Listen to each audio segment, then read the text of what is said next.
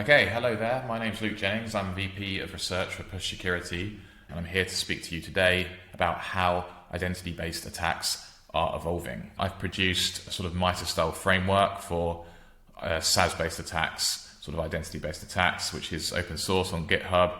There's a lot of techniques in there and lots of examples. Do go and check this out if you're interested in it. What I'm going to do is take a few examples from this and chain them together and give a demo to give a kind of lightweight view of what a pure sort of identity and SaaS-based attack might look like against an organization. So for the purposes of this demo, we're going to consider initial access based on phishing a user. We're going to assume that they've clicked a link and been tricked by the phishing. We'll start from that point. I'll preface this by saying we have a split screen here where I'm looking at the victim effectively on the left and the attacker on the right. On the right, we have the attacker's Evil Jinx session, an SSH session that's running and it's been enabled. And what we've got is this domain, login.pushdemos.com, where we are proxying to Microsoft's own login servers. So as you can see, that looks like a Microsoft login. And that's all set up ready to capture sessions.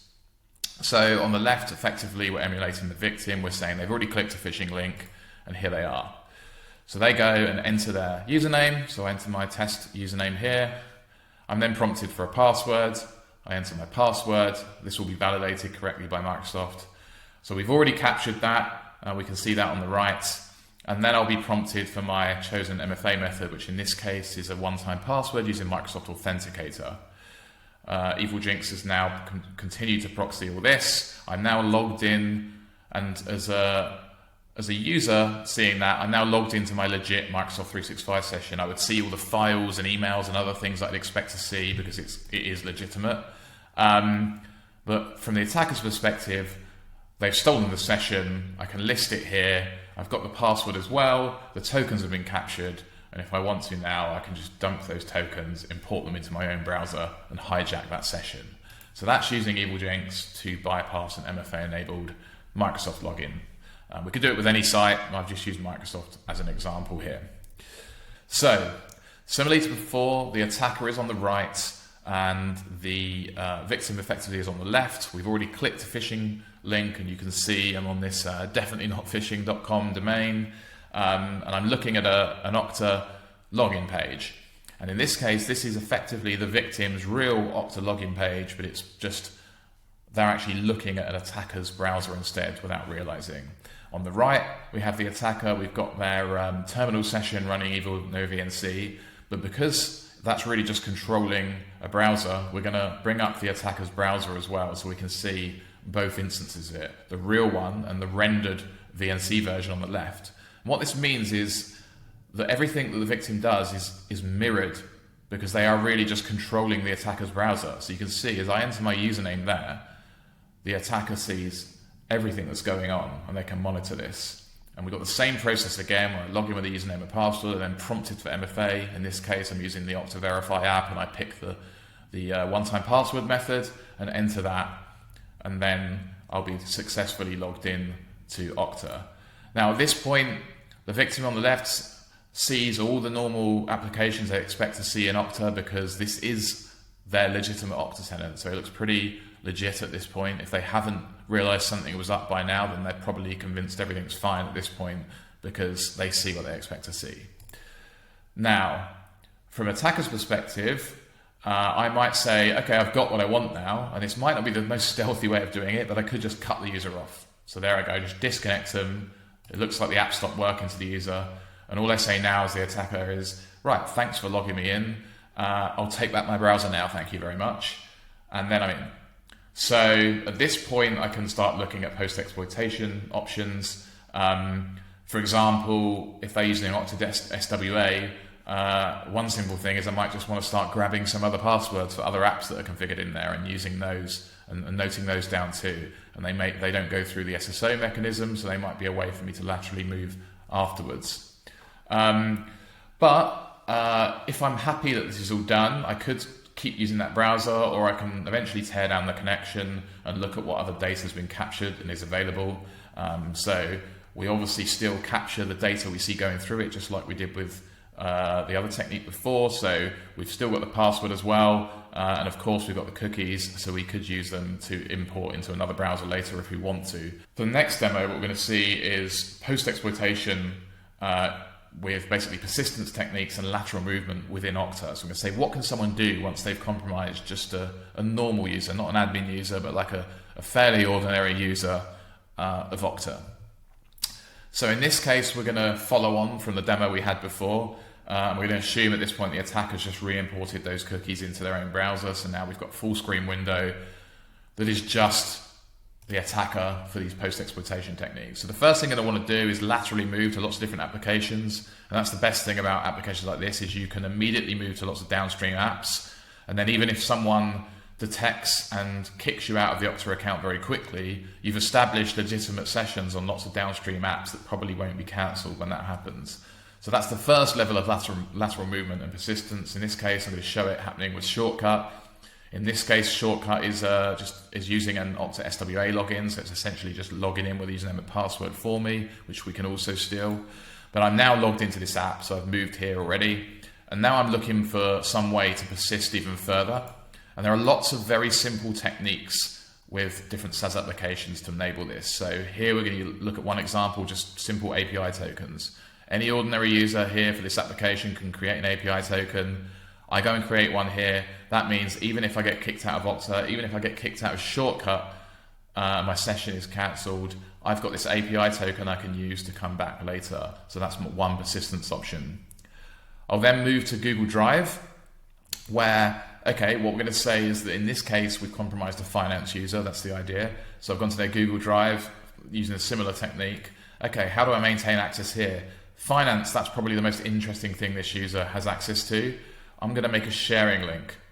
We've all used sharing links. They're designed for sharing things with external parties. They're also a very effective and simple persistence technique. So I've made that sharing link. Now that folder is shared, and as an attacker, even without access to the account, even if I'm kicked out of all those things, I can come back via a direct link that I've noted down in future. So that's another simple technique at the file-based level.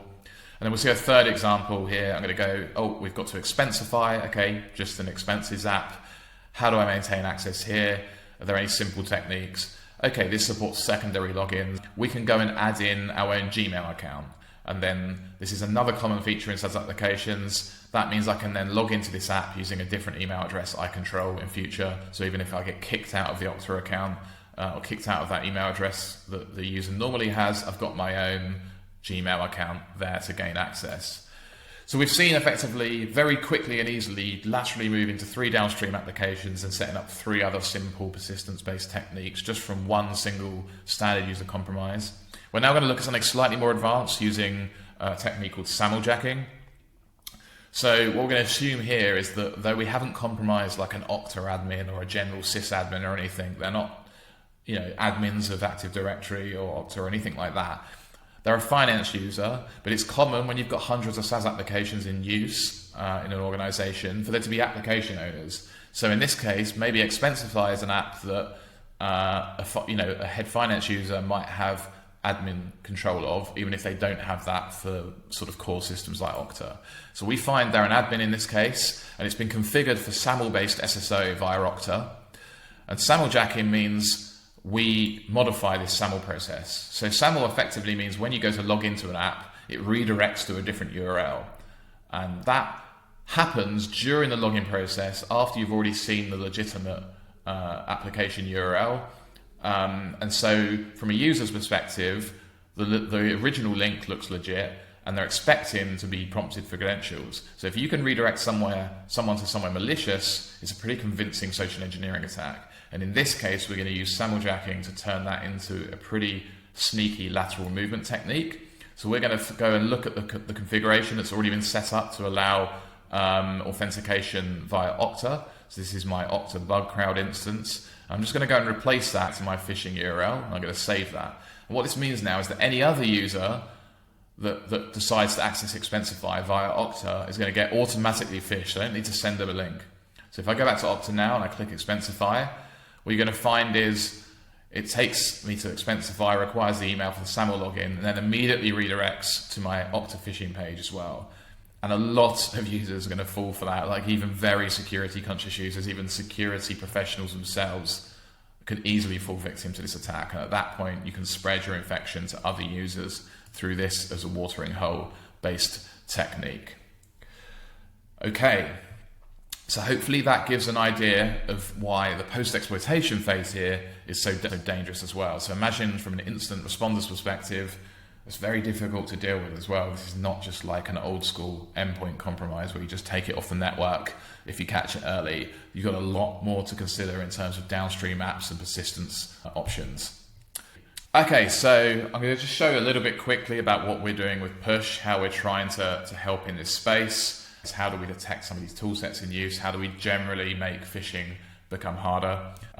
Before we actually go to our controls page for the Push tool, I'm just going to talk conceptually, at least at a high level, about how we do this type of thing.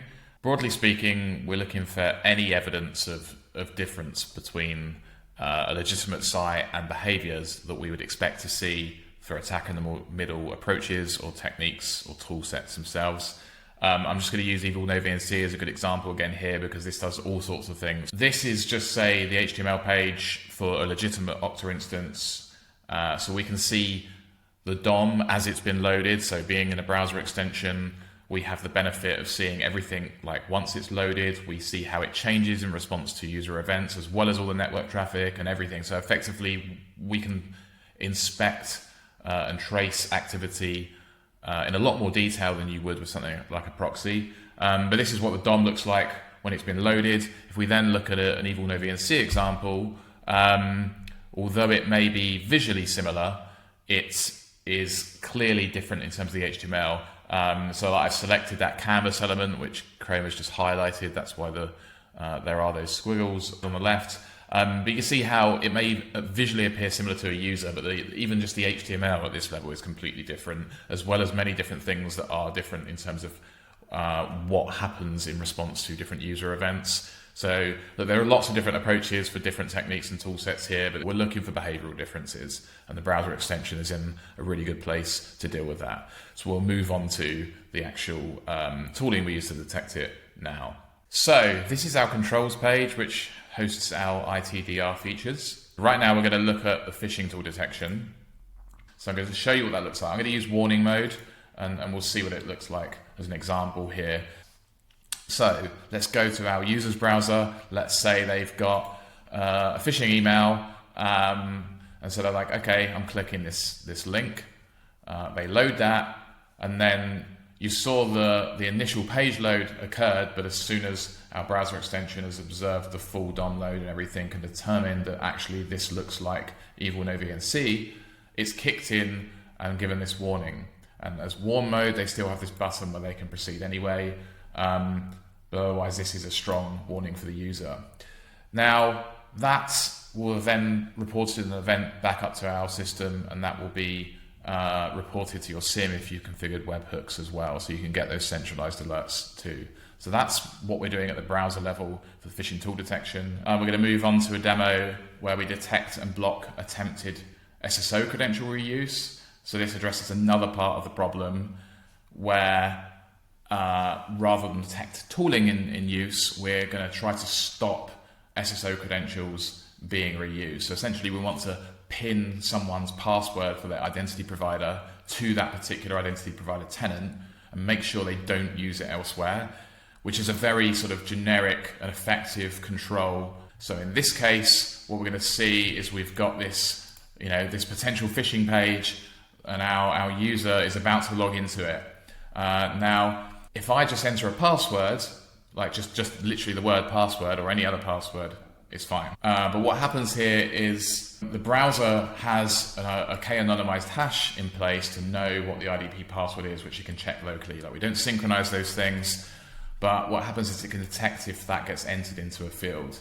So in this case, when the user actually goes to try to enter that IDP password, our browser extension immediately kicks in, and before the form's even been submitted, it redirects the user here, indicates what's happened. It'll also then, like we saw previously, fire up an event to our system too, and if you've configured webhooks for your SIM, that's where those events will go, so you'll get a notification as a security team too. So those sort of two controls combined provide some pretty good protection against these phishing attacks.